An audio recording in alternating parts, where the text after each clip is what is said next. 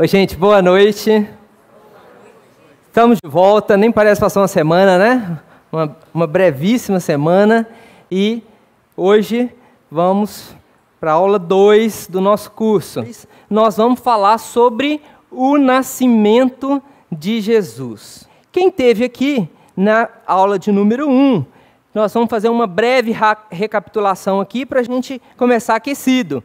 Nós falamos na quarta-feira passada sobre 2.000 anos que antecederam, os 2.000 anos que antecederam a vinda, o nascimento de Jesus. E como havia uma grande expectativa, um anseio pela vinda do Messias. Então nós construímos aqui, ou reconstruímos o cenário, o contexto desses acontecimentos. Falei para vocês que a vinda de Jesus não foi um fato histórico, descontextualizado assim, nasceu e pronto, né? Deus preparou, de uma forma muito cuidadosa, um cenário perfeito para a vinda e para o nascimento de Jesus. A gente pode pensar em termos de teatro mesmo, como toda história teatral tem um cenário, né, montado em detalhes para interagir com essa história. Assim foi o nascimento de Jesus. E eu falei para vocês que Deus preparou o povo judeu para a vinda do Messias de duas maneiras especiais. Através de símbolos e através de... Quem estava na aula? Profecias. Muito bem. Nós vimos aqui alguns símbolos, de forma breve, né? O primeiro deles já na formação da nação judaica, com o patriarca Abraão, quando Abraão foi sacrificar Isaac, né? Aquele sacrifício que Abraão não teve que fazer, Abraão não teve que sacrificar o seu único filho, Deus fez. Posteriormente, Deus sacrificou o seu filho unigênito naquele mesmo local no Monte Moriá. Depois falamos sobre a Páscoa, né, que da mesma forma simboliza um futuro sacrifício perfeito, e nós vimos que lá no início do Novo Testamento, Jesus é apontado como o Cordeiro de Deus, né, o Cordeiro perfeito.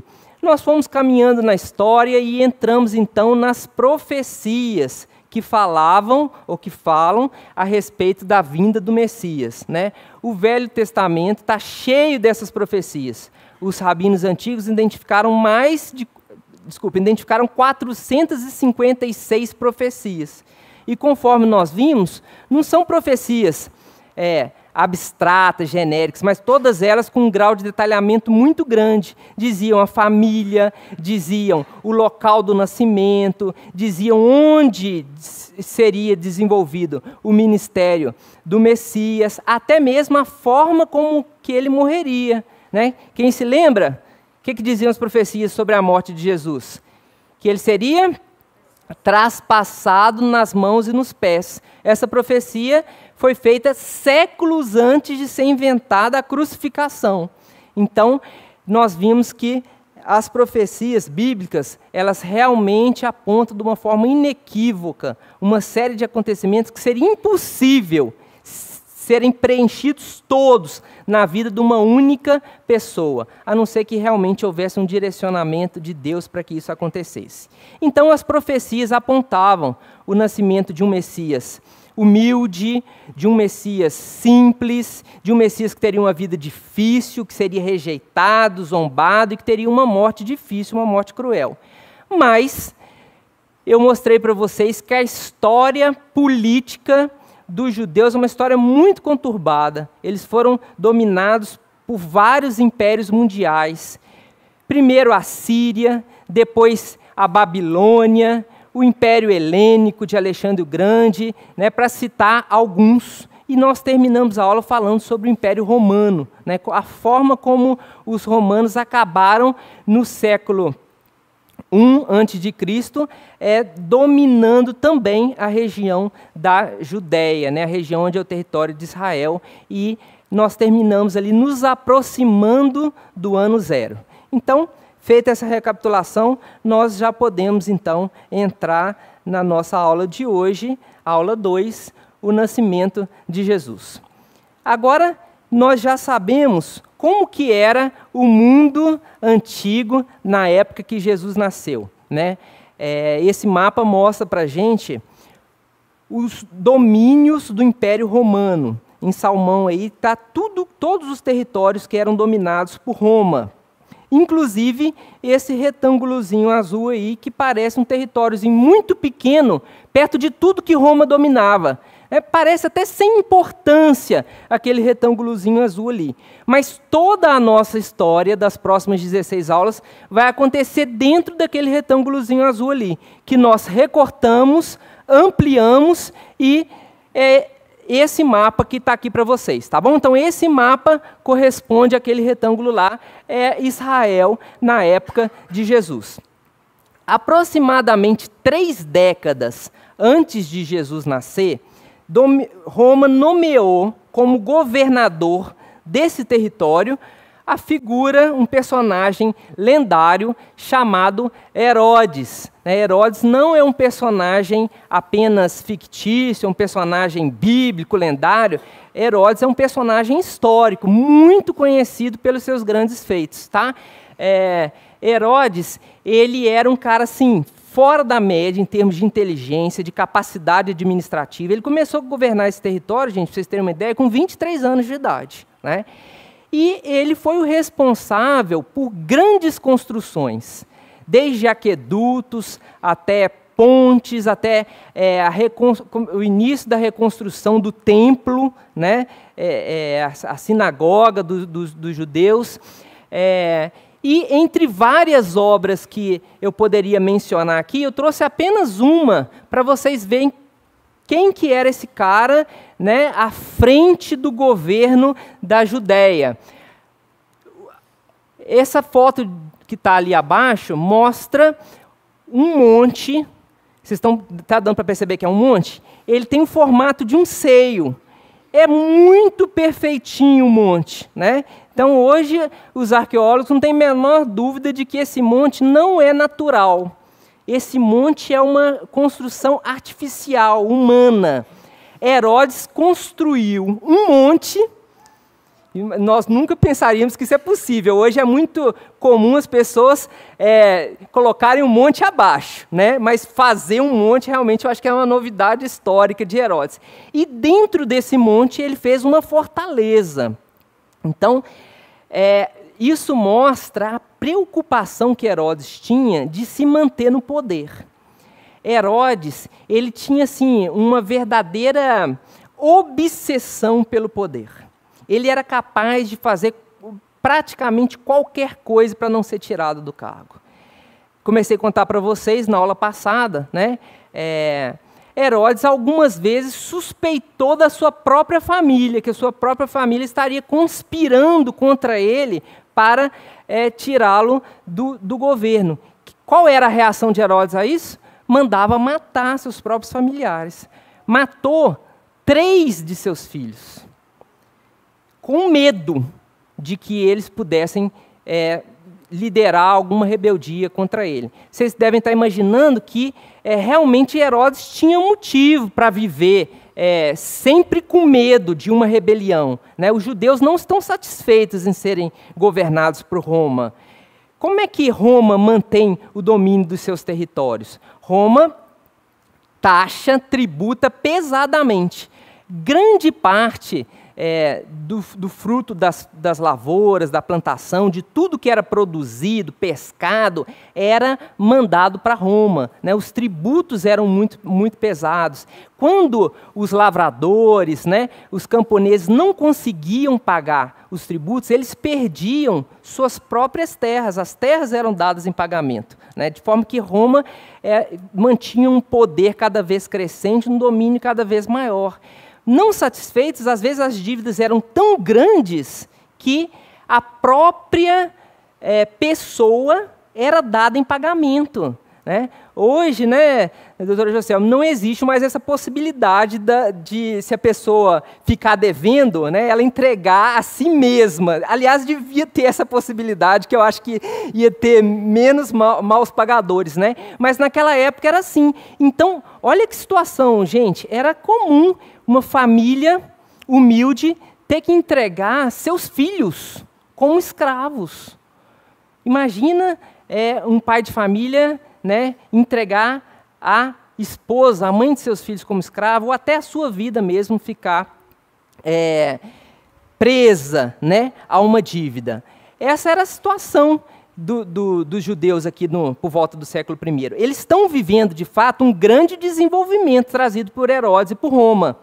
Roma não só explorava, não, gente. Roma tinha uma característica, né, ela fez isso em todos os territórios dominados. Roma levava muito do seu modo de administrar as cidades, do modo de vida romano para os territórios dominados. É a chamada paz romana. Né? O que Roma levava?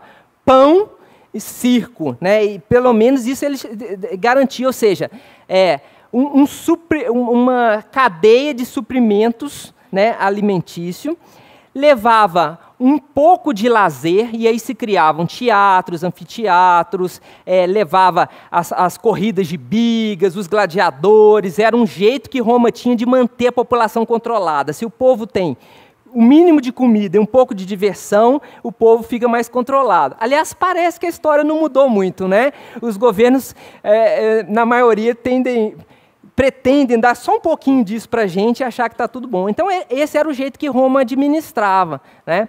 Os judeus, então, eles vivem nessa ambiguidade, né, de ter aí... Roma também levava o seu direito. O direito romano é muito famoso até hoje, estudado, né, nas faculdades de direito. Então, Roma garantia uma segurança mínima, uma segurança jurídica. Ou seja, o que Roma levava era um pouco de civilização. Né, vamos chamar assim, para os territórios dominados. Em contrapartida, explorava todas as riquezas que eles tinham para dar. Então, o povo judeu, volta e meia, se rebelava contra isso.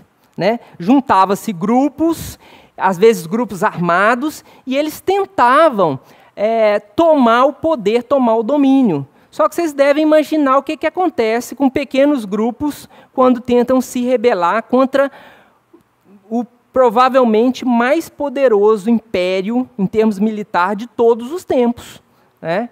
As legiões romanas, né, eram grupos que chegavam a 6.000 soldados, que simplesmente eram colocados, né, nos territórios para fazer frente a essas rebeliões. Então, quando acontecia esses movimentos de rebeldia, né, Roma agia com muita crueldade para sufocar essas rebeliões. Às vezes, cidades inteiras eram queimadas e a população toda completamente dizimada, também para servir de exemplo. Então, imaginaram assim, o Herodes possessivo, apegado ao poder, vivendo num lugar que é uma espécie de uma bomba relógio, né, pronta para explodir a qualquer momento. Quando Herodes suspeitou que a sua sogra, né, e o seu cunhado estavam aliados a um motim para derrubá-lo, o que ele fez? Executou a sua sogra e o seu cunhado. Mas o pior da história eu não contei para vocês ainda. Segundo Flávio Josefo é o primeiro historiador dos judeus. Ele escreveu a obra dele ainda no século I. Ele é praticamente um contemporâneo, algumas décadas depois, de todos esses acontecimentos, né, relacionados à vida de Herodes. Flávio Josefo escreveu um manual, né, um livro de história super denso, e ele fala muito sobre Herodes. Ele fala que Herodes ele era completamente apaixonado pela esposa dele, a Mariana. Herodes era tão apaixonado pela esposa que ele resistiu às investidas de ninguém menos que Cleópatra, do Egito, teria se apaixonado por Herodes e ele resistiu às investidas dela, tamanha a paixão que ele mantinha por sua esposa Mariana.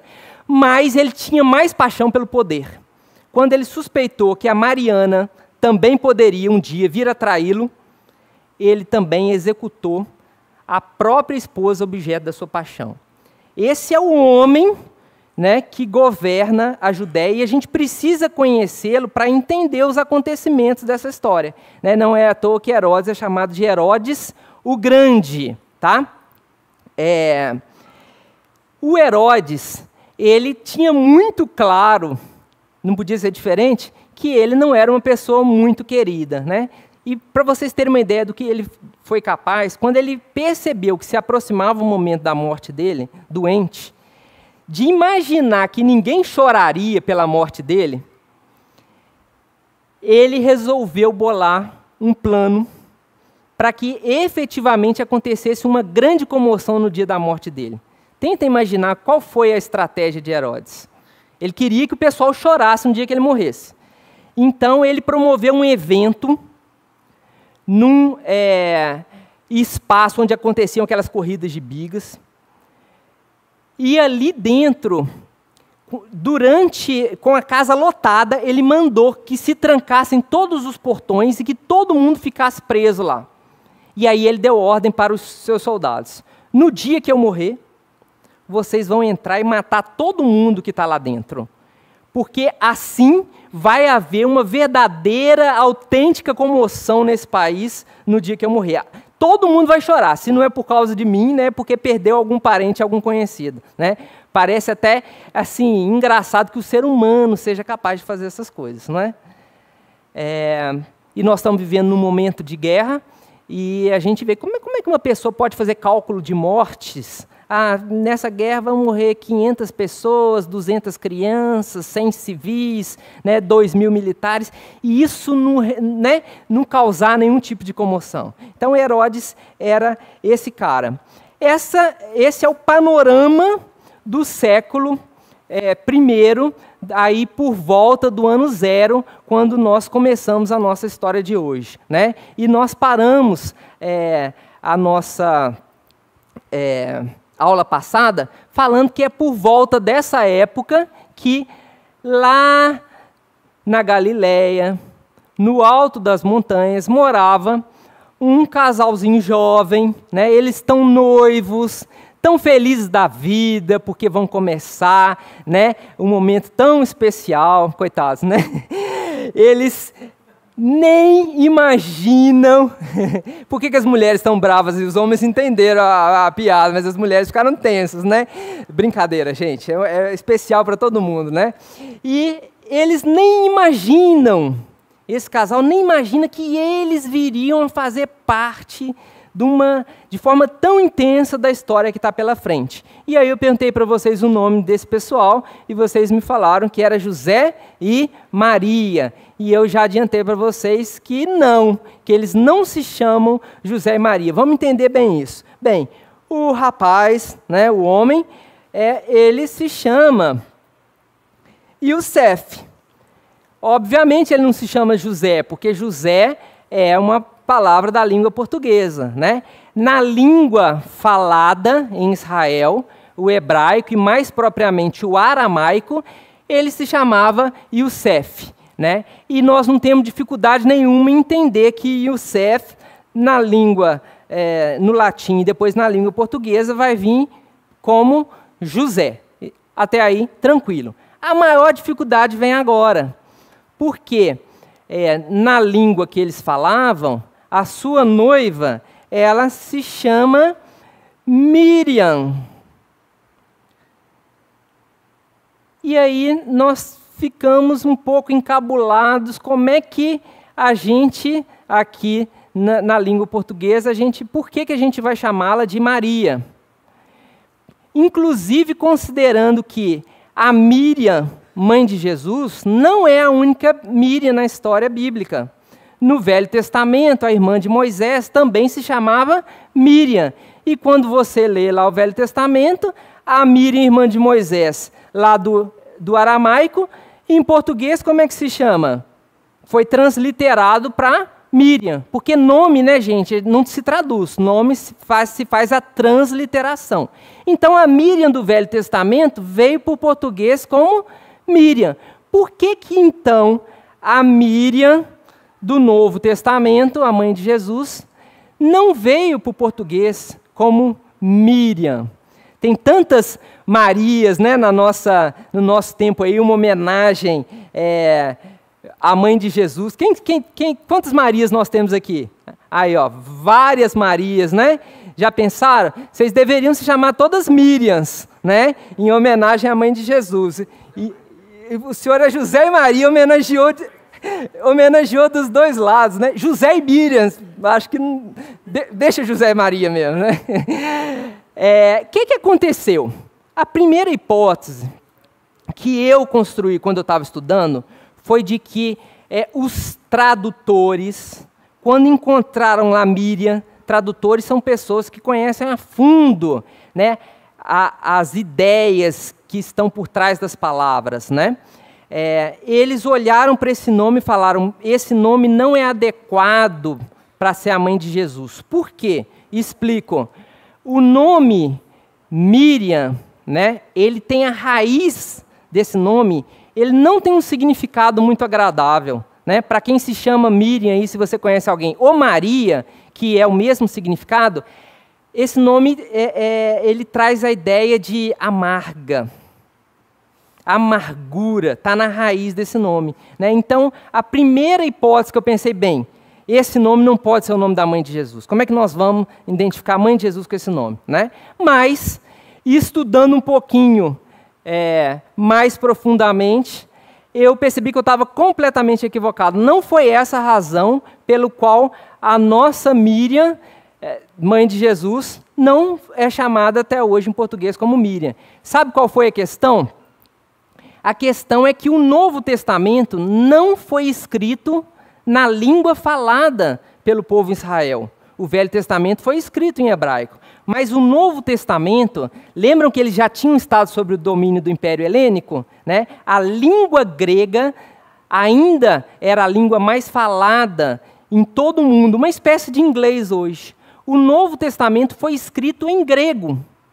E aí, o nome Míriam, no hebraico, ele veio para o grego com uma pequena alteração, né? No grego é Mariam. Vejam, só uma letra de diferença, né? Mas o som muda completamente.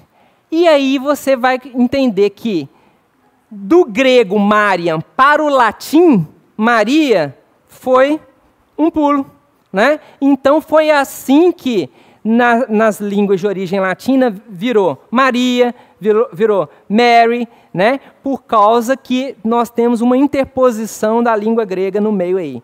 Então, na verdade, o nome, assim, a melhor transliteração para os nossos personagens seria José e Míriam. Mas nós vamos deixar do jeito que está para não confundir a cabeça de ninguém, e a partir de agora nós continuamos chamando os nossos personagens de José e Maria. A não ser que vocês queiram chamar de Míriam. Vamos Maria mesmo, né? Então, continuamos com José e Maria.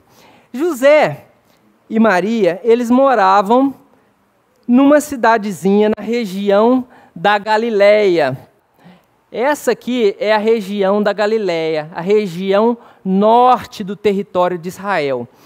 A região da Galileia era a região mais pobre do território. E nessa região mais pobre haviam as melhores cidades e as, vamos dizer assim, piores cidades, aqueles locais que nem eram considerados cidade. Todo mundo conhece um lugar assim, né? Um vilarejo, um povoado, né? Nessa região nossa, que eles costumam chamar muito de córrego, né? O córrego dos Lúcios, o córrego do não sei o que lá, ou patrimônio, né? Assim era a cidade de Nazaré, uma cidadezinha que ficava lá no alto das montanhas. E quando a gente começa a estudar a história, começa a interagir com os locais, né, a primeira coisa que acontece, a gente fica imaginando, né, como é que era, se realmente existia. Você já teve essas dúvidas, assim, você lê a Bíblia, será que existiu mesmo um lugar chamado Galileia, Nazaré? Né? É tão distante da nossa imaginação, da nossa realidade. Ô, gente, pensem o privilégio que nós temos hoje, porque o que vocês vão ver agora, através dos nossos recursos tecnológicos, teve gente que na época das cruzadas deu tudo que tinha, viajou correndo risco durante meses para chegar, né, as cruzadas até a Terra Santa para tentar conhecer esses lugares. E muitos deles nem voltaram. Então hoje, no nosso conforto aqui, a gente pode conhecer. Vamos ver se realmente Nazaré existia? Vamos lá então para esse território. Todo mundo já sabe onde nós estamos, vamos nos aproximar então, passamos pela África, ali na costa do Mediterrâneo, perto da Jordânia, da Síria ali, nós vamos nos aproximando. Ok, Vocês já conhecem agora o território dos judeus. Será que Nazaré existe, gente? Será? Ó, acho que nós achamos aqui, ó. Nazaré, olha aqui, ó. Aqui está, então, a famosa cidade de Nazaré. Eu falei para vocês que era um vilarejo no alto das montanhas, né? Vamos ver se a gente consegue tentar perceber isso aqui.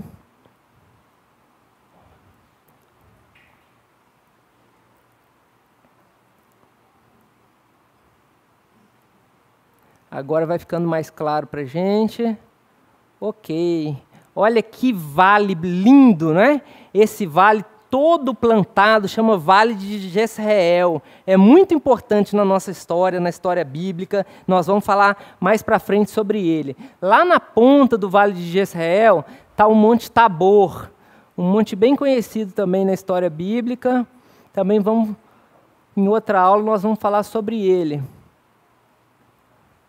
Aqui, ó, o Monte Tabor ali, ó. Tá vendo ele lá? Ele se destaca facilmente no relevo, é muito plano aqui o Vale de Jezreel e dá para ver direitinho, não dá? O Monte Tabor. E aqui, ó, a cidade hoje, a cidade atual de Nazaré. Para chegar em Nazaré, gente, existia naquela época uma trilhazinha, né? Quem gosta de fazer caminhada aí, uma trilhazinha que ia serpenteando pelas encostas das montanhas, né? Uma trilhazinha difícil.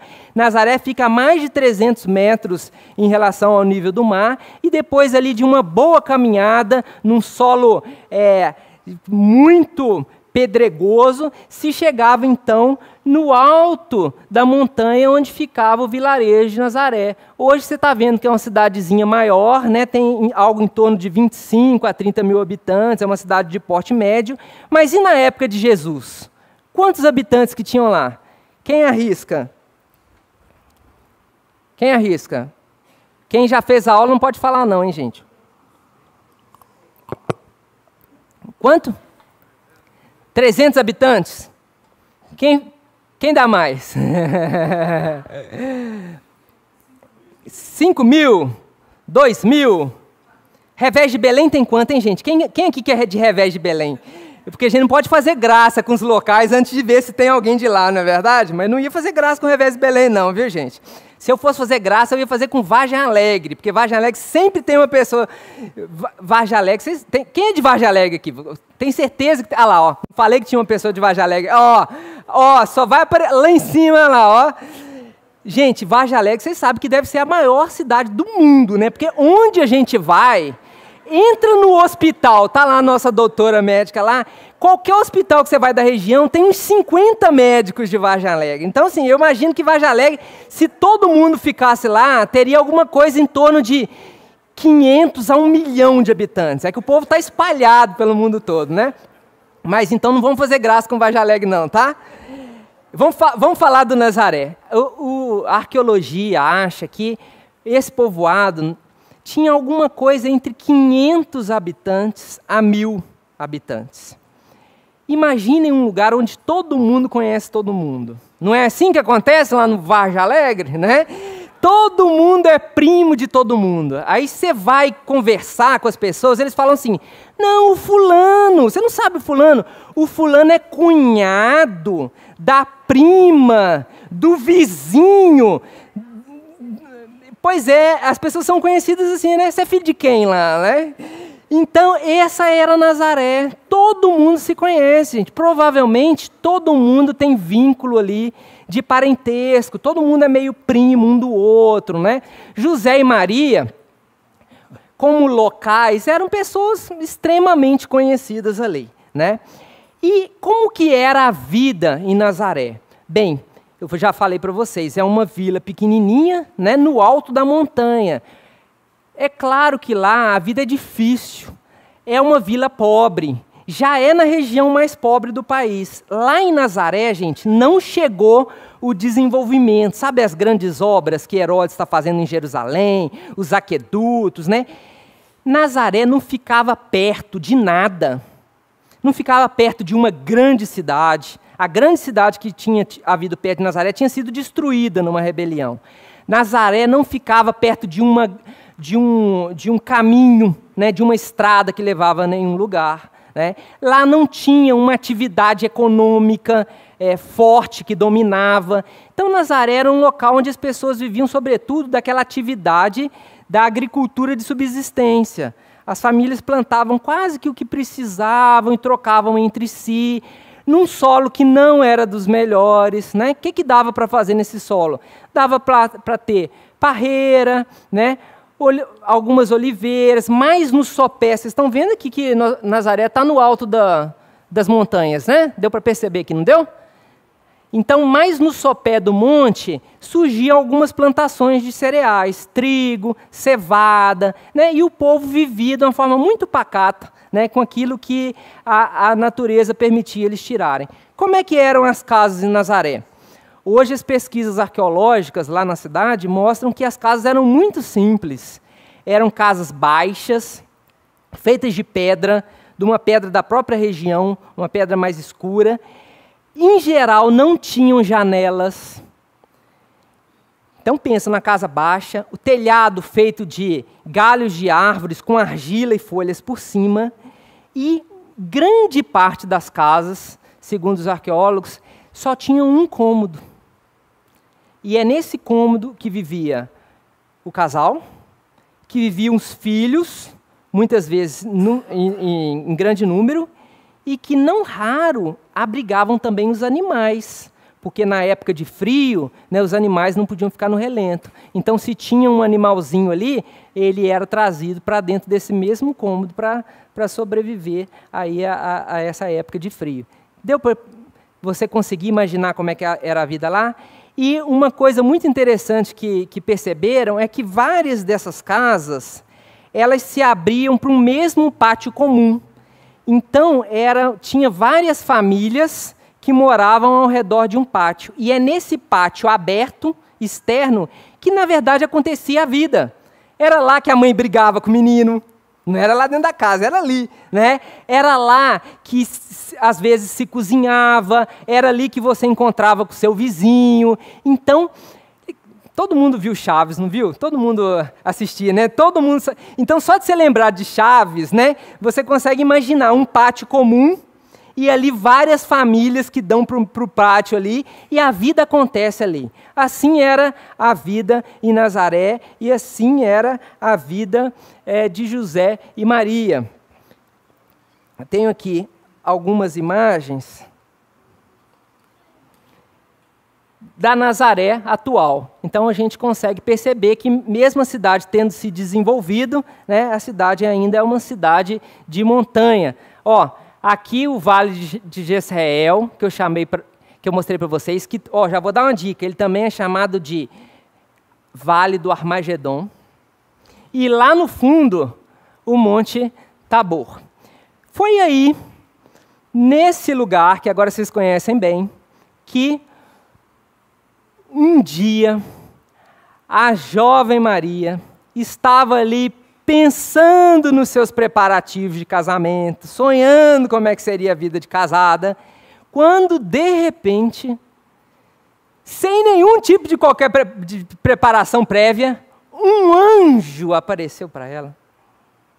O anjo Gabriel apareceu para Maria, trazendo para ela talvez o mais esplêndido de todos os recados já trazidos para a humanidade. Conseguiram imaginar na cabeça de vocês a cena? Nazaré, a jovenzinha ali, talvez costurando nos afazeres ali domésticos, e um anjo apareceu. Como é que você imaginou?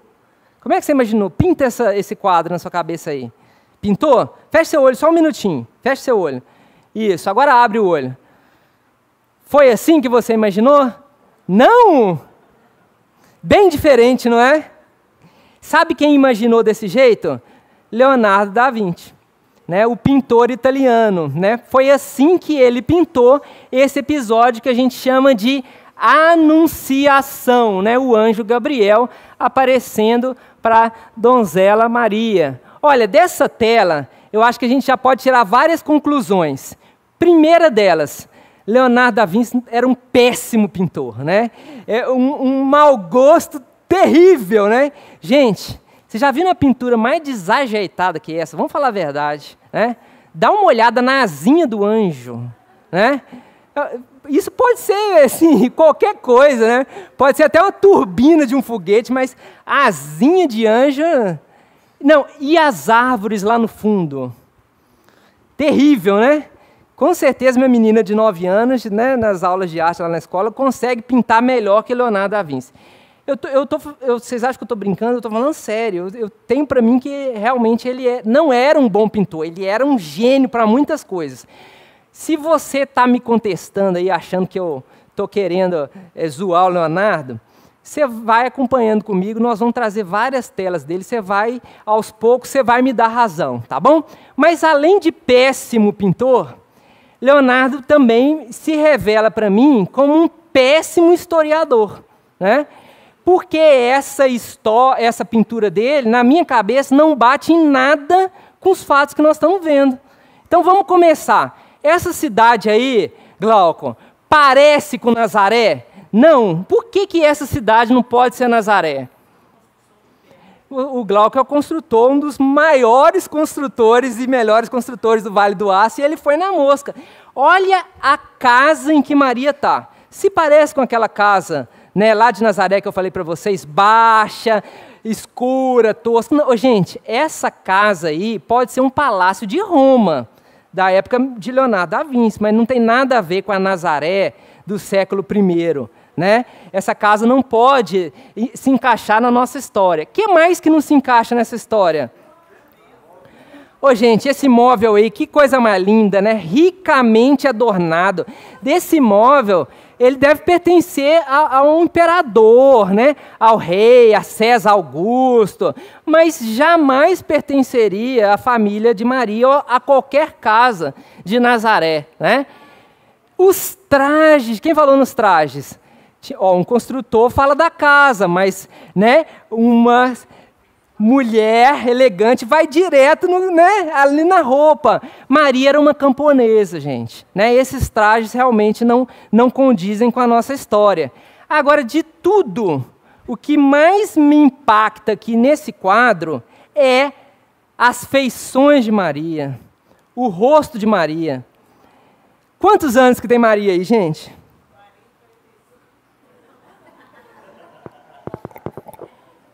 Alguém falou 45.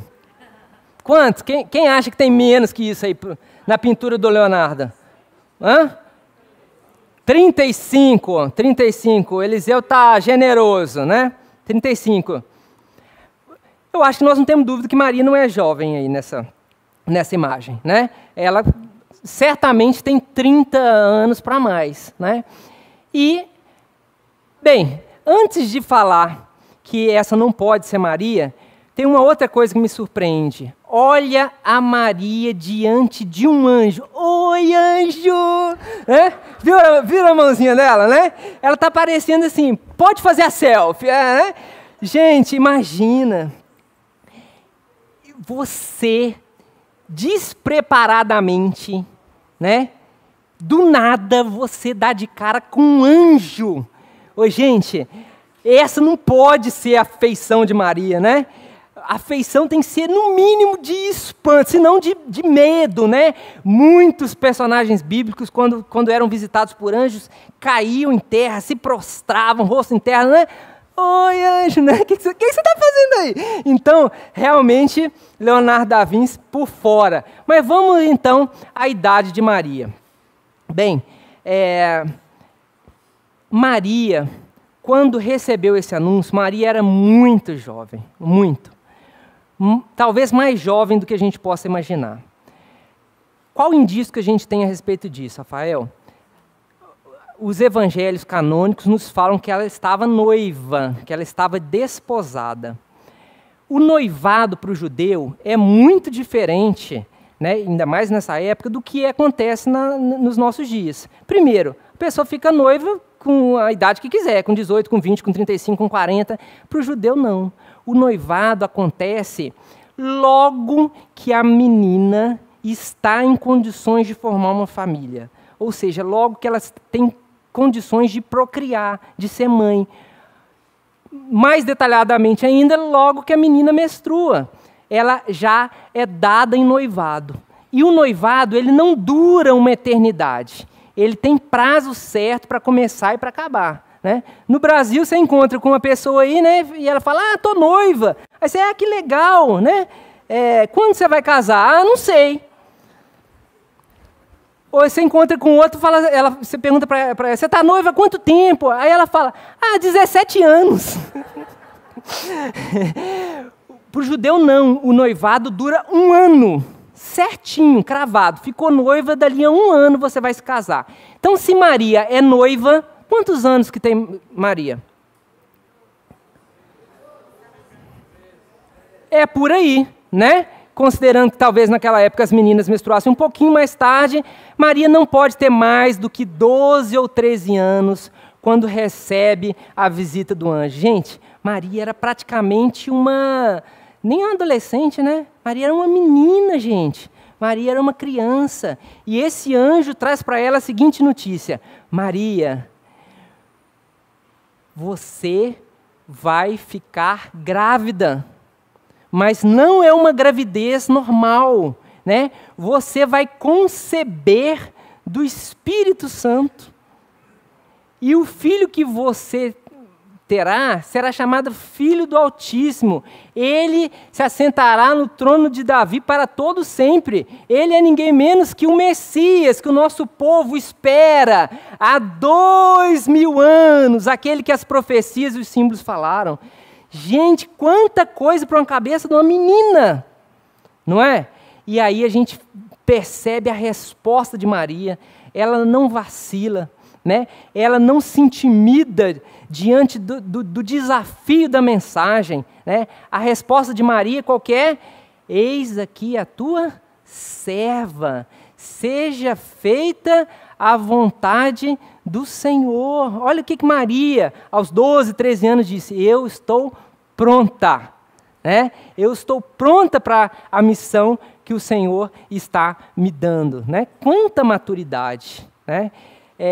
Nós não temos dúvida de que Maria não foi escolhida aleatoriamente, não foi um acidente, né? Ela ser a mãe de Jesus, né? Ela realmente foi uma pessoa escolhida por Deus para o tamanho desse encargo, com um desafio a mais. O que o anjo estava falando para ela, que ela estaria grávida durante o noivado, era o equivalente a dizer que a partir de agora a vida dela estaria em risco.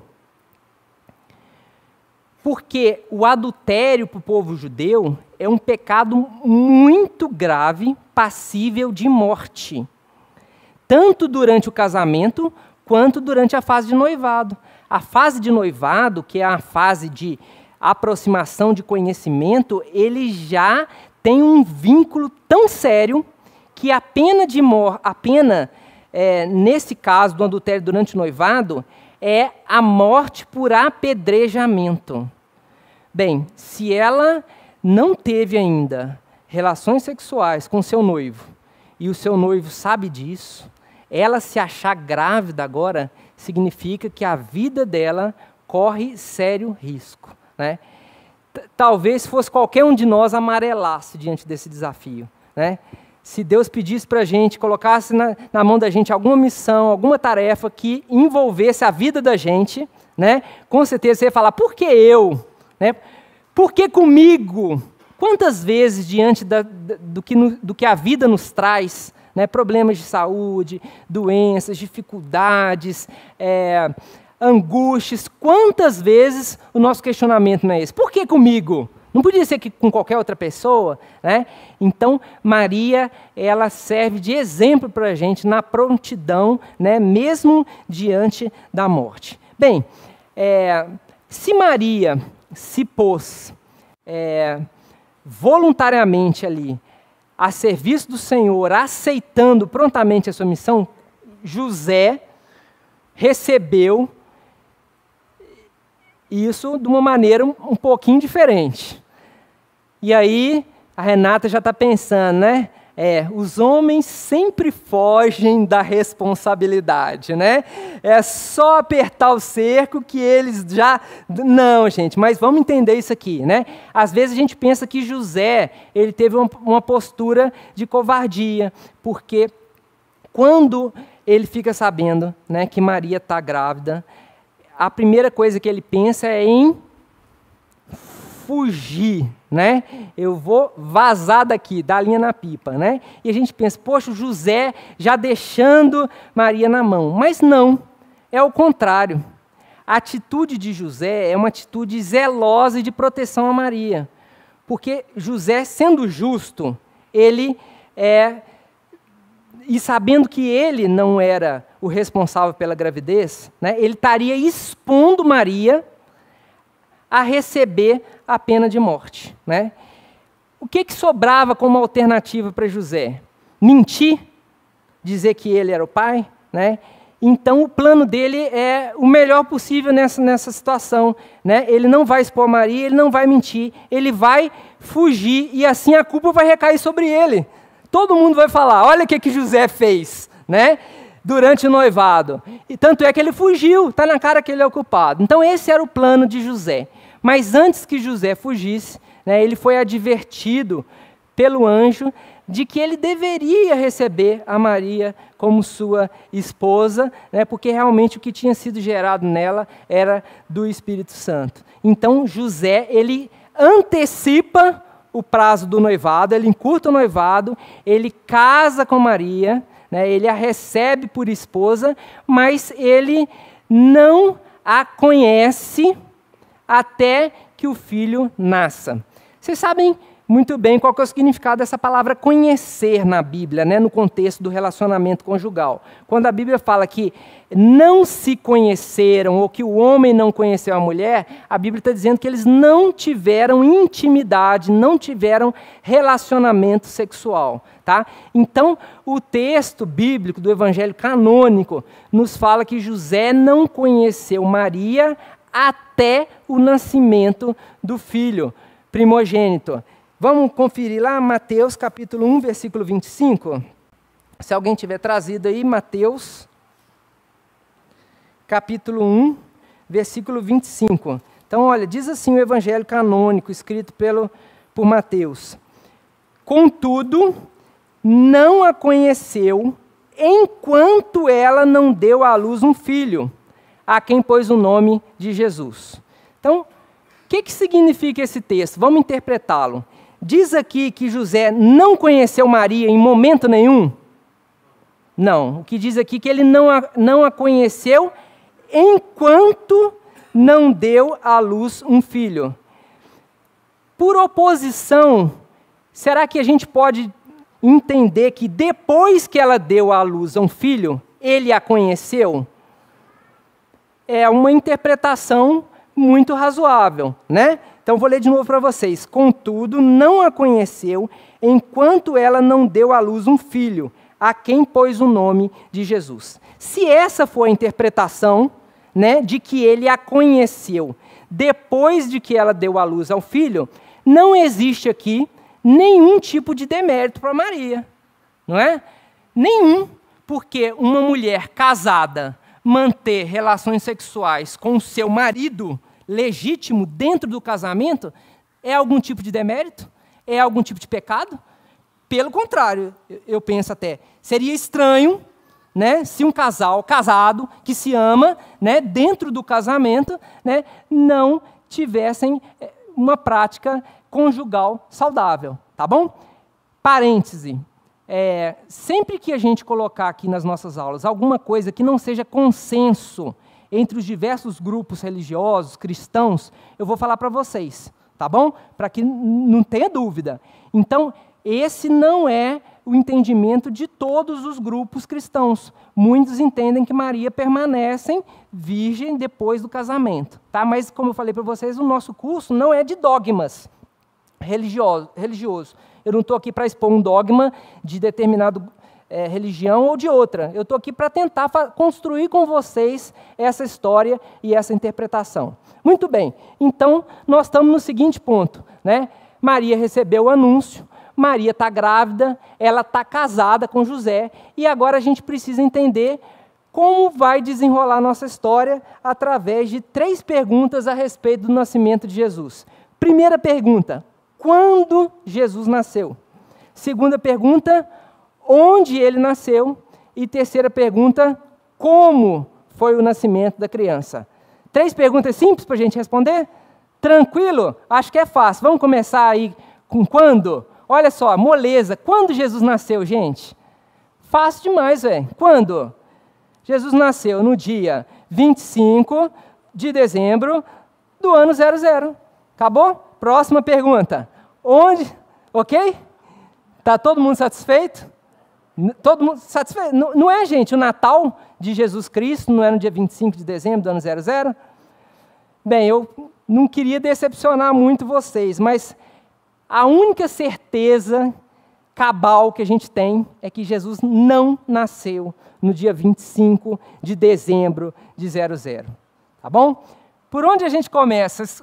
Pelo dia, pelo mês ou pelo ano? Vamos tentar entender isso aqui. Vamos começar pelo dia e pelo mês, então, tá bom? 25 de dezembro, de onde surgiu essa data? Ora, gente, quando Jesus nasceu, ele não tinha seguidores no Instagram, né? Nem fãs, nem existiam cristãos que anotaram no calendário, opa, nasceu hoje Jesus Cristo, não é? É décadas depois que vão surgir os primeiros seguidores, né?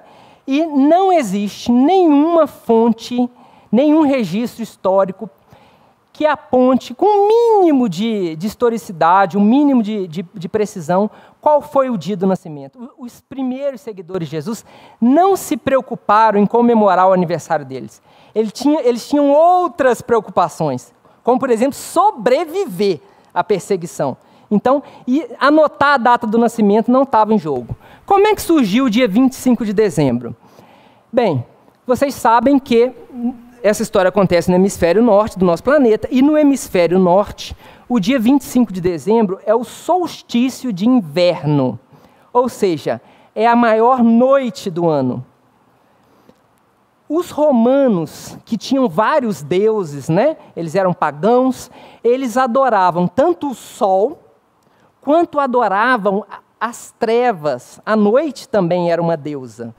E no dia 25 de dezembro, depois do solstício de inverno, ou seja, da maior noite, eles comemoravam a vitória do sol sobre a noite.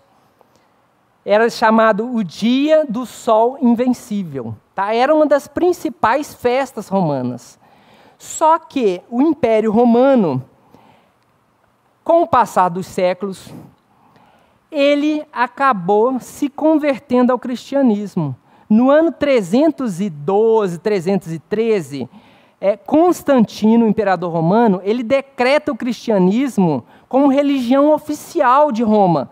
Não fazia mais sentido comemorar o 25 de dezembro como o dia do sol invencível, um deus pagão, uma vez que agora o império é cristão. Os cristãos, de uma forma muito inteligente, eles começaram a converter o sol invencível. Quando algum remanescente vinha falar ainda sobre aquele Deus, o sol invencível, os cristãos falavam, nós também comemoramos o sol. Não o sol invencível, o sol da justiça, que era um dos nomes de Jesus. Então, aos poucos, a festa do sol invencível passou a ser associada com o sol da justiça, com Jesus. Está entendendo? Aí, então, um papa chamado Libério, no ano 354, muito para agradar os imperadores romanos, ele decretou, por bula papal, decreto mesmo, sem nenhuma pesquisa histórica, ele decretou que o dia 25 de dezembro é o dia do nascimento de Jesus Cristo. E a partir de então, desde o ano 354, o dia 25 de dezembro passou a ser comemorado como o dia do Natal de Jesus. Tá? Essa é a hipótese histórica mais crível. Existem algumas outras associações, mas essa é a mais bem fundamentada. Entenderam por que o 25 de dezembro? Agora, aliás, vamos ficar no dezembro ainda.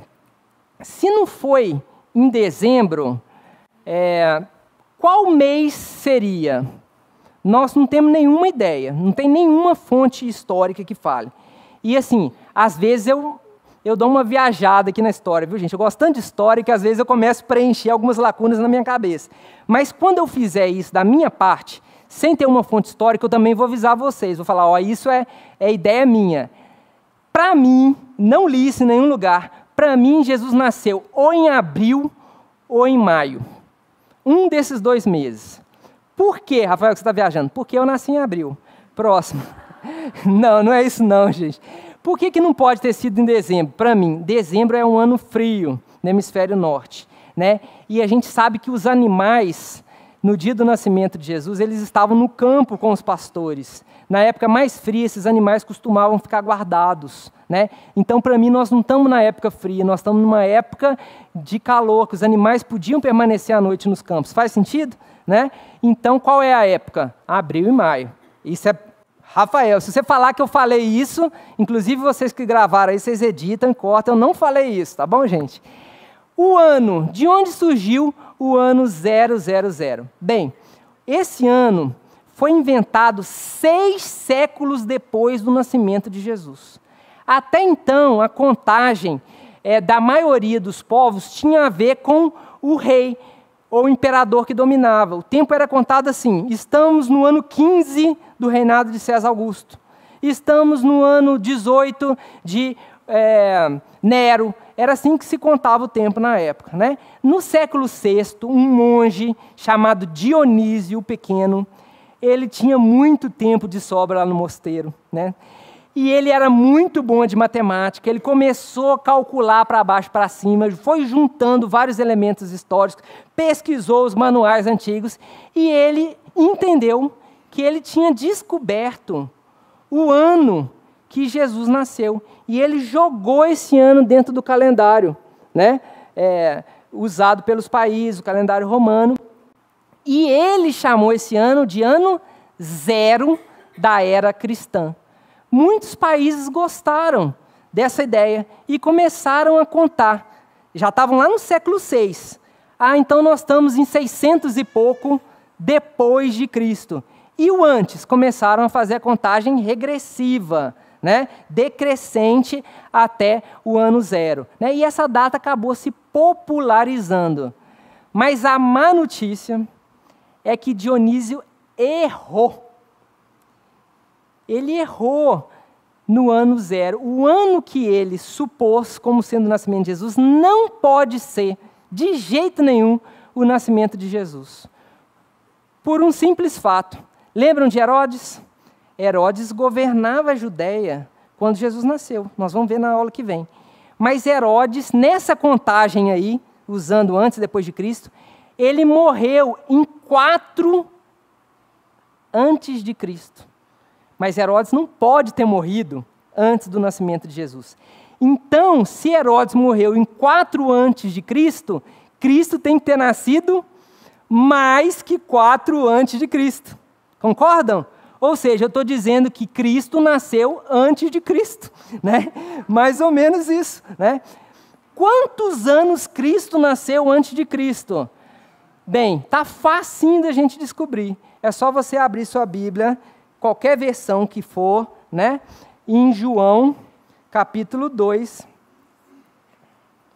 versículo 19. João, capítulo 2, versículo 19. E a conta está aí, fácil para a gente descobrir.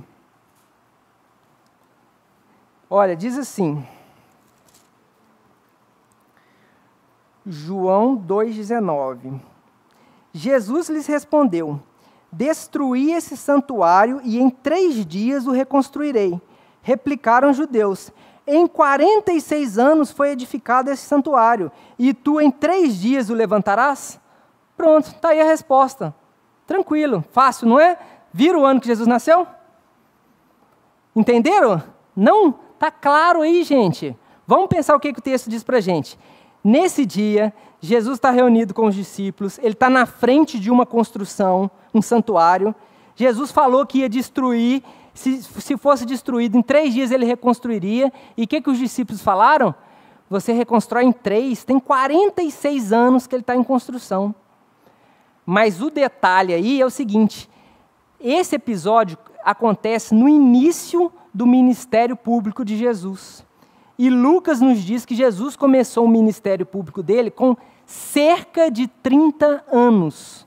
Então esse episódio aconteceu quando Jesus tem cerca de 30 anos. Agora, quem gosta de raciocínio lógico, a gente rapidinho vai construir aqui a nossa conta matemática. Todo mundo é bom de matemática, né, gente?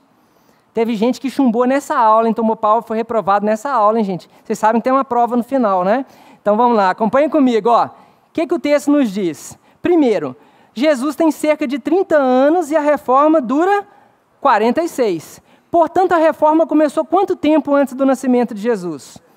A reforma começou cerca de 16 anos antes de Jesus nascer. A gente sabe o ano que a reforma começou, porque Flávio Josefo nos diz. O historiador, lembram?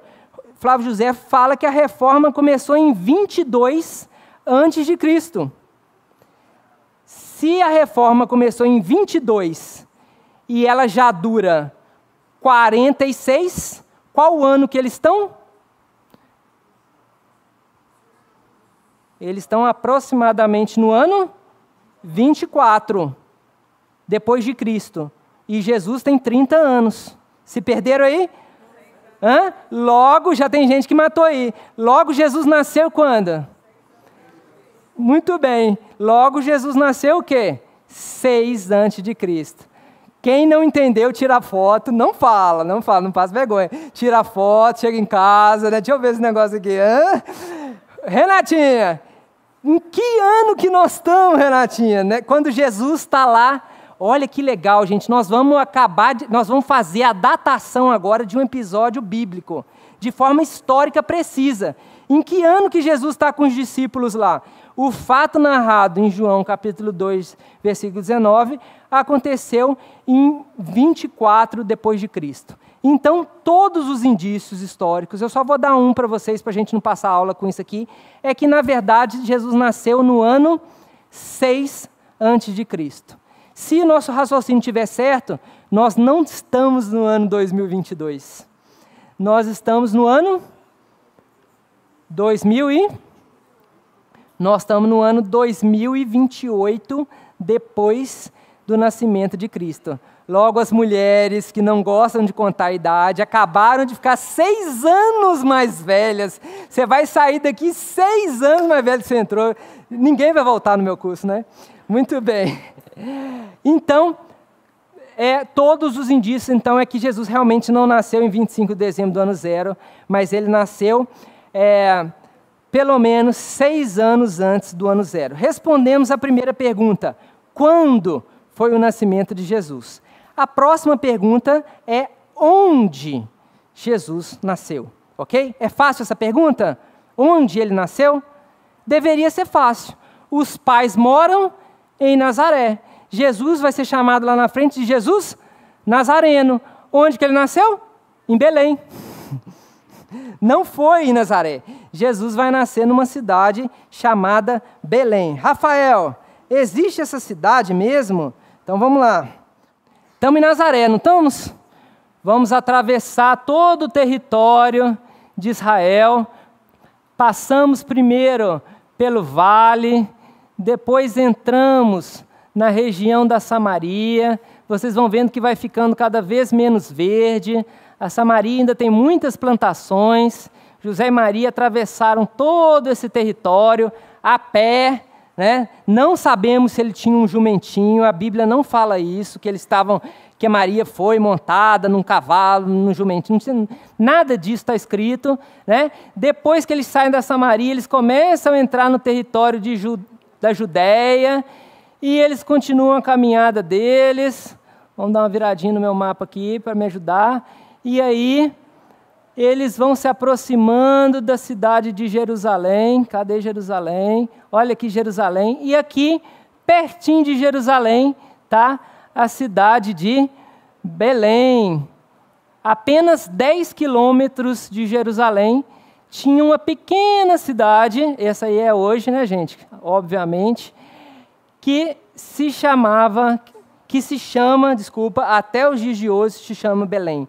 De Nazaré até Belém, 124 quilômetros, né? Uma boa caminhada de dias e de noites. Quantas semanas vocês acham que Maria, grávida, talvez já no 8º ou no 9º mês da gestação, demorou para descer aquela colina de Nazaré, naquela trilhazinha, atravessar as plantações, entrar no deserto e chegar em Belém? Quantas semanas? Noites ao relento, caminhadas ao sol escaldante durante o dia, frio intenso durante a noite, as condições desfavoráveis em relação às alterações do corpo, né? O que eles estavam fazendo em Belém, gente? O que eles foram fazer em Belém? Diz os evangelhos que naquela ocasião, o imperador romano, César Augusto, resolveu fazer um recenseamento do povo. Ele quer saber sobre quantas pessoas ele domina, ele governa. Hoje é muito simples, né, gente, fazer o recenseamento. O IBGE bate lá na porta da gente, né, pergunta quantas pessoas moram... Aliás, não sei não, hein, porque ninguém nunca bateu na minha porta. Já bateram na de vocês? Como é que sabe qual que é o tamanho, quanta gente mora em Patinga se nunca bateram lá na minha casa? Eu não sei não, acho que tem alguma coisa errada nisso aí, né? Mas naquela época não tinha o IBGE. Naquela época, as famílias tinham que recensear-se, ou seja, dar o seu nome, nos locais de origem. Aqui em Patinga, por exemplo, não ia ficar ninguém. Porque se você olhar as famílias aqui, ninguém é de Patinga. Todos os nossos pais são de Vargem Alegre. Não, Vargem Alegre não, desculpa, brincadeira. Né? Eu, por exemplo, teria que ir para o Rio de Janeiro, porque os meus pais são do Rio de Janeiro. Né? E era assim que aconteceu na época. José, ele era da família, da linhagem de Davi, do rei Davi. E por isso ele foi recensear-se em Belém. Mas olha o que acontece, gente. Essa viagem foi muito penosa, vocês concordam comigo? E José, me parece que chegou com Maria depois de todo mundo, provavelmente por causa do estado de gravidez da Maria. Eles chegaram atrasados por recenseamento. Quando eles chegam na cidade, né? Olha aí, deixa eu ver se eu tenho a foto de Belém atual. A cidade atual, tá? Como é hoje. Existe ainda hoje, no mesmo lugar, é uma cidade maiorzinha, né? Mas não muito grande. Hoje ela está sob o domínio dos palestinos. Não faz parte do território, embora esteja dentro aqui, toda essa parte do nosso mapa aqui, ó, essa linha aqui, ó, todo esse território aqui é domínio dos palestinos, tá? Então, quando José e Maria chegaram lá, atrasados, a cidade estava lotada, né? Não havia vaga nas hospedarias, certo? Certo? Errado.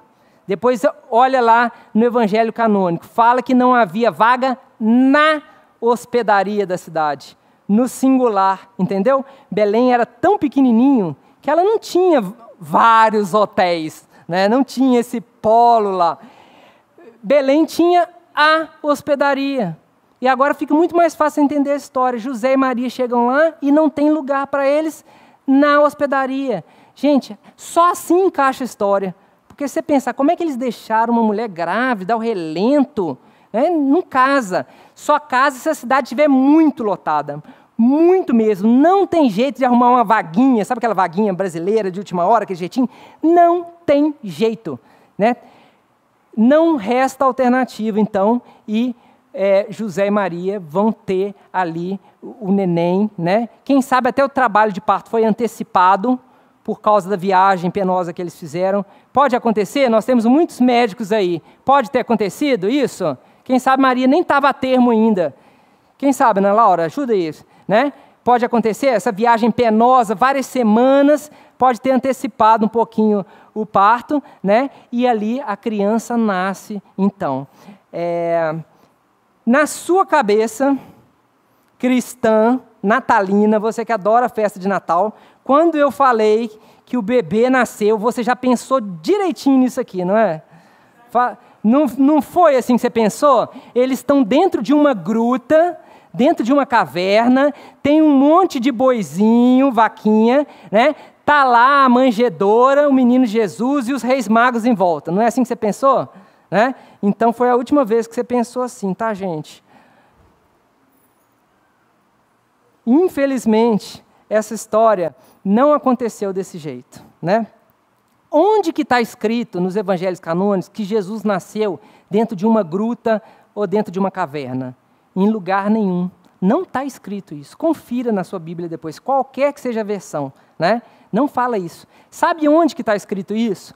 Lá naquele evangelho apócrifo que eu falei para vocês, né? O proto-evangelho de Santiago. Lá fala que Jesus nasceu dentro de uma gruta. Mas lá fala tanta coisa, né? Fala que tinha uma parteira, né? Fala que teve uma mulher que ficou muito curiosa para saber se Maria era virgem, colocou o dedo, e o dedo dela ficou queimado na hora, mas ela encostou no menino depois e o dedo voltou, né? Então, a gruta eu estou falando verdade para vocês. Está escrito isso lá nesse evangelho apócrifo. Desde o início da era cristã, esse evangelho foi rejeitado, né? A gruta está escrito lá.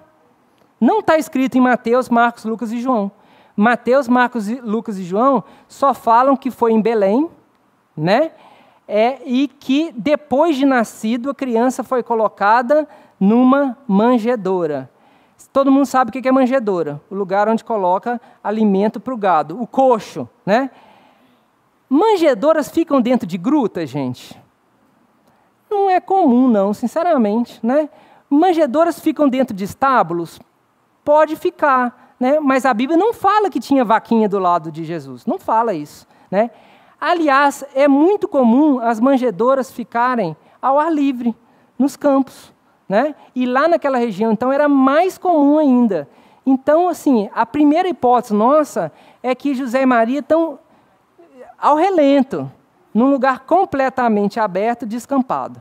Mas, se você visitar Belém, né? Algumas pessoas aqui já foram. Quem já foi em Israel? Quem já foi deve ter ido lá na cidade de Belém, né? E tem lá uma igreja chamada Basílica da Natividade, e dentro dessa igreja, lá no fundo, é um lugar apertado, você tem 300, 400 pessoas ali querendo ir para o mesmo lugar, você passa horas, eu passei 4 horas na fila, espremido, igual sardinha, vão te empurrando, uma hora você desce uns degraus e você cai num espaço interno, debaixo da igreja, que parece que já foi uma gruta, né, antes de construir a igreja, e lá, dentro desse buraco, dentro dessa gruta, no chão, estão vendo aqui, no chão? Ó, aqui no chão, tá vendo? Tem uma estrela de prata com um buraco, e lá eles vão dizer para a gente o seguinte: foi exatamente aqui que Jesus nasceu. Quando ele saiu do ventre de Maria, né? É aqui que ele encostou, nesse local. Tem jeito, gente, de ser esse local? Sinceramente, pode até ser, mas nós não temos nenhuma construção que nos aponte isso. Sabe por quê? Esse local, essa Basílica da Natividade, foi construída no século IV depois de Cristo, pela mãe do imperador Constantino, para marcar o suposto local do nascimento. Ou seja, mais de 350 anos depois do nascimento, é que ela foi procurar lá e falou, foi aqui. Depois de 350 anos, tem jeito de você descobrir o local de alguma coisa, gente? Eu fiz uma pesquisa só para a gente comparar. Sabe o que estava acontecendo há 350 anos atrás no Brasil? Estava sendo descoberto o ouro pela primeira vez. Um fato marcante, histórico. Tem jeito de hoje alguém ir lá e falar assim, foi aqui o riachinho que pela primeira vez foi achado uma pepita de ouro? Não tem jeito, né? Aí, um fato curioso é que o guia que nos levou aí, né, o grupo que estava comigo, nós ficamos assim, sabe quando você fica espetando o cara, perguntando, mas foi aqui mesmo que Jesus nasceu? Aí ele foi, o guia inclusive era palestino, né? Porque nós estamos dentro do território palestino, o guia tem que ser palestino. Ele foi. Falei, mas quais são as evidências históricas, né? Ele, não, tudo aponta que aqui, em algum momento, houve uma hospedaria. Falei, mas Jesus não nasceu numa hospedaria. Aí ele já começou a olhar com cara feia para mim, né? Não, mas foi aqui sim, né? Porque a hospedaria era por aqui, e ele nasceu perto, ele ficou aqui. Tá bom, mas será que só teve, ao longo de toda a história, de todos os séculos, esse foi o único lugar onde serviu de hospedaria na cidade de Belém, durante toda a história? Aí ele começou já a fechar a cara para mim, né? E eu já fui começando a ficar amedrontado. E na próxima pergunta que eu fiz, aí ele pegou e me saiu com essa, preste atenção. Ele falou assim, vocês são cristãos, não são? Eu falei, somos. Aí ele falou, será que realmente importa demais saber o local preciso onde Jesus nasceu? Não deveria ser muito mais importante para vocês saber que Jesus realmente nasceu na vida de vocês? Ele não era cristão. Não era um seguidor de Jesus Cristo, né? E ali ele me deu uma mensagem, uma palavra, né, que eu não esqueceria nunca mais. Sabe por quê, gente? Jesus usa pessoas para falar com a gente. Vocês duvidam disso? Que Jesus usa pessoas para falar com a gente, né? E naquele momento ele foi a voz, né, para trazer essa mensagem que é, então, a mensagem central da nossa aula, que nós vamos sair com ela aqui, né? É legal demais, para mim, eu gosto de história, é legal demais a gente andar de Nazaré para Belém, ver no mapa, entrar na cidade, mas será que realmente é isso que é o mais importante, a gente sair aqui dessa aula? Né? Saber o local exato onde Jesus nasceu, onde ele viveu, onde ele andou? Ou realmente a gente sai daqui refletindo, será que esse Jesus que nasceu, sem dúvida nenhuma, no ano 6, né? Sem dúvida nenhuma, eu digo assim, aproximadamente no ano 6 a.C., será que esse Jesus que nasceu em Belém, não sei exatamente onde, mas em Belém, será que ele já nasceu realmente na minha vida, no meu coração? Porque todo mundo que é adulto aqui sabe que o nascimento de uma criança causa um impacto muito grande na vida da gente, né? Agora imagina o nascimento de Jesus na vida da gente. Se ele já nasceu na vida da gente, alguma coisa tem de diferente na nossa vida. Então a gente sai aqui com essa reflexão. E eu penso aqui ter respondido a segunda pergunta, né? Já falei de quando Jesus nasceu e de onde Jesus nasceu. E falta para a gente terminar aqui nos últimos 2 minutos. Vocês têm 2 minutos? Para a gente responder a pergunta de como Jesus nasceu. Bem, está praticamente respondido, né? Os evangelhos não contam nada de especial sobre o momento do nascimento. O céu não ficou tingido de lilás. As estrelas não caíram do firmamento. O tempo não parou. Aliás, naquele evangelho apócrifo que eu falei para vocês, lá fala que o tempo parou. Quando Jesus nasceu, quem estava comendo, o talher ficou suspenso. A ovelha que estava sendo tosquiada parou no meio do berro, né? E o tosquiador ali parado, né? no movimento, né? Mas os evangelhos não falam nada disso. Sabe o que os evangelhos nos contam? De um nascimento como de qualquer outra criança. Como é que uma criança nasce? Do modo mais lindo que pode existir. Uma mamãe com o coração apertado, não é? Emocionada. Um pai, quem sabe, entre lágrimas, né? Em meio a dores do parto, e é assim que nasce Jesus, como qualquer outra criança. Naquele momento, o mundo não estava prestando atenção em Maria, gente. O mundo estava agitado com o recenseamento, com o Império Romano, com César Augusto. Ali era só uma mamãe olhando para o seu filhote. E não precisa ter mais nada que isso, porque isso é a coisa mais linda que pode existir. Essa é a coisa mais especial. O neném Jesus veio ao mundo como qualquer um de nós. E é assim que o Evangelho nos diz, que fala que Deus se fez um de nós e habitou com a gente. Foi assim que aconteceu. E, aliás, esse é o maior de todos os milagres que pode existir. Nas religiões cristãs, esse milagre tem um nome. Se chama o milagre da encarnação, que significa Deus se fazendo carne. Imagina, gente, o Deus Todo-Poderoso se fez na pele de um bebê sem poder nenhum, completamente dependente dos cuidados de José e Maria, não é? Para tudo, se não fosse José e Maria ali, o que seria? Um Deus onisciente que tudo sabe, se fez na pele de um bebê que nada sabe, nem a hora que está com fome. Um Deus que onipresente, ou seja, que pode estar em todos os lugares ao mesmo tempo, se fez tão limitado como um bebê. O bebê Jesus, gente, era de carne e osso, como qualquer um de nós. Chorava, mamava, precisava do papai e da mamãe, fazia cocô. Será? Jesus fazia isso? Fazia. Sujava a fralda, tinha que correr na Indiana para comprar fralda, para trocar o bebê, né? Um bebê absolutamente normal, né? Se a gente vai para o Alcorão, por exemplo, não sei quem já estudou o Alcorão aqui, né? O livro dos muçulmanos, né? O Alcorão é cheio de referências a Jesus, vocês sabiam disso? Fala muito sobre Jesus lá, mas no Alcorão, Jesus nasceu super poderoso. Depois que ele nasceu, ele fez um discurso, conversou com Maria, já no ato do nascimento ali, né? Nos evangelhos, gente, a história não tem nada disso, a história é muito simples. E essa história revela o autor da história. Quem escreveu essa história? O Deus Pai. Ele podia ter escolhido qualquer lugar para o filho dele nascer. Você escolheria onde? Suécia, Finlândia, Suíça. Tem gente que paga caro para ir para os Estados Unidos para o filho nascer lá, né? Deus escolheu o lugar mais simples, mais pobre, mais humilde, aquele vilarejo lá no alto das montanhas. Desculpa, na cidade de Belém, ele já não está no alto das montanhas. Deus poderia ter escolhido a família do imperador, a família real, escolheu José e Maria. Deus poderia ter escolhido a melhor maternidade da época, lá no Egito, em Alexandria, para o menino nascer.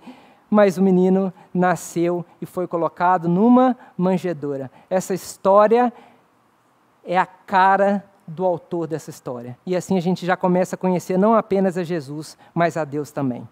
Na próxima aula, tudo sobre a infância de Jesus. O momento mais misterioso da vida de Jesus. Será que nós temos evidências históricas, concretas, para falar como é que foi esse período? Se você tem curiosidade com relação a isso, venha na próxima aula.